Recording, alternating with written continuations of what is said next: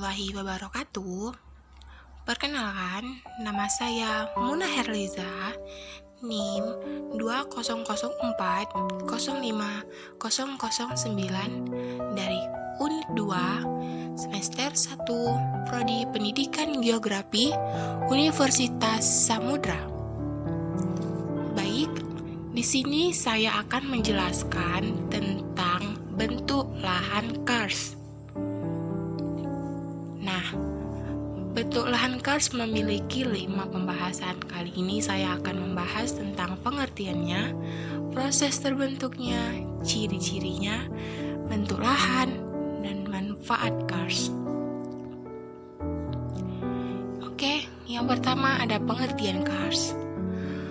Permukaan bumi yang pada umumnya dicirikan dengan adanya depresi tertutup, drainase, permukaan yang dibentuk oleh pelarutan batuan yang kebanyakan adalah batuan gamping. Bisa kita lihat gambar dari sebelah kanan, contoh gambar bentuk lahan karst yang ada di Cina. Dan yang kedua ada proses terbentuknya karst. Karst berproses dari pelarutan batuan, selanjutnya dari vegetasi yang banyak, curah hujan yang selalu tinggi, dan bentukan karst. Selanjutnya ada proses terjadinya karst. Terbentuk akibat proses pelarutan batuan yang terjadi pada daerah bebatuan karbonat adalah terletak pada daerah tropis basah dengan topografi tinggi dan vegetasi penutup cukup rapat. Batuan karbonat yang memiliki banyak di akslas akan memudahkan air untuk melarutkan CaCO3. Vegetasi rapat akan menghasilkan humas yang menyebabkan air di daerah itu mempunyai pH rendah atau air menjadi asam. Pada kondisi asam, air akan mudah melarutkan karbonat atau CaCO3. Seperti dijelaskan, ada gambar proses terjadinya bentuk lahan karst. Selanjutnya, ada ciri-ciri bentuk lahan karst. Poin yang pertama, daerahnya berupa cekungan-cekungan. Poin kedua, yaitu terdapat bukit-bukit kecil yang menyebabkan air di daerah itu mempunyai pH rendah atau air menjadi asam. Pada kondisi asam, air akan mudah melarutkan karbonat atau CaCO3. Seperti dijelaskan, ada gambar proses terjadinya bentuk lahan karst. Selanjutnya, ada ciri-ciri bentuk lahan karst. Poin yang pertama, daerahnya berupa cekungan-cekungan. Poin kedua, yaitu terdapat bukit-bukit kecil. Yang ketiga, sungai-sungai yang nampak di permukaan hilang, terputus ke dalam tanah. Poin yang keempat, adanya sungai-sungai di bawah permukaan tanah. Poin yang kelima, adanya endapan sedimen lempung berwarna merah hasil dari pelapukan batu gamping. Poin yang keenam, ada permukaan yang terbentuk nampak kasar, berlubang-lubang, dan runcing. Bentuk-bentuk lahan karst. Yang pertama, bentuk lahan negatif. Bentuk lahan negatif dimaksud bentuk lahan yang berada di bawah rata-rata permukaan setempat sebagai akibat proses pelarutan, runtuhan, maupun terban.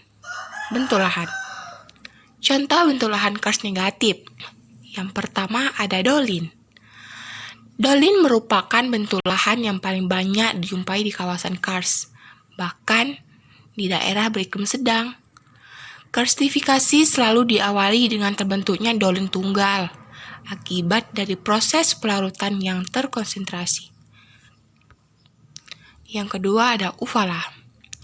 Uvala memiliki dasar yang tak teratur yang mencerminkan ketinggian sebelum dan karakteristik dari lereng dolin yang telah mengalami degradasi lantai dasar tidak sesuai polje. Yang ketiga ada polje. Ledakan tertutup yang luas dan memanjang yang terbentuk akibat reruntuhannya dari beberapa goa dan biasanya dasarnya tuh tertutup oleh aluvium. Yang kedua, bentuk lahan positif. Yang A, stalaktit. Stalaktit adalah bentuk lahan meruncing yang menghadap ke bawah dan menempel pada langit-langit goa yang terbentuk akibat akumulasi batuan karbonat yang larut akibat adanya banjir. B. Stalagmit. Stalagmit hampir mirip dengan stalaktit, namun berada di bawah lantai menghadap ke atas. C. Ada growth. Kumpulan kalsit yang berkumpul atau terbentuk di aliran yang terbentuk semakin banyak. Yang D ada marble. Batu gamping yang mengalami perubahan bentuk atau di atmosfernya oleh panas dan tekanan sehingga merubah struktur yang unik dari batu tersebut. E. Ada strap. Bentuknya seperti stalaktit tetapi diameter kecil, sebesar tetesan air, panjangnya sekitar 1-15 cm. Selanjutnya ada pers. Adalah kumpulan batu kalsit yang berkembang di dalam kolam di bawah tetesan air, disebut pers karena bentuknya seperti mutiara, bulat-bulat gitu. Selanjutnya ada stylet, yaitu garis gelombang yang terdapat pada potongan batu gamping.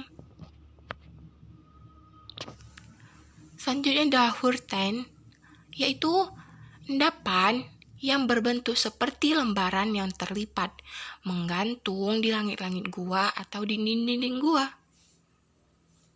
Selanjutnya ada limestone pool, berbentuk seperti bendungan yang terbentuk ketika terjadi pengendapan air CO2 yang menghilang dan mengisahkan kalsit yang bersusun-susun. Nah, di sini kita akan belajar manfaat bentuk lahan kars. Bentuk lahan kars itu memiliki manfaat. Yang pertama, daerah potensi mineral. Yang kedua, ada objek wisata. Yang ketiga, daerah penambangan. Dan yang keempat, daerah potensi air. Yang kelima, terdapat banyak benda-benda arkeolog. Yang keenam, ada habitat bagi banyak fauna. Baik, sekian. Bagi teman-teman yang menyaksikan video ini, saya mohon dukungannya untuk perkembangan mata kuliah saya. Jangan lupa like, comment, and subscribe. Sekian.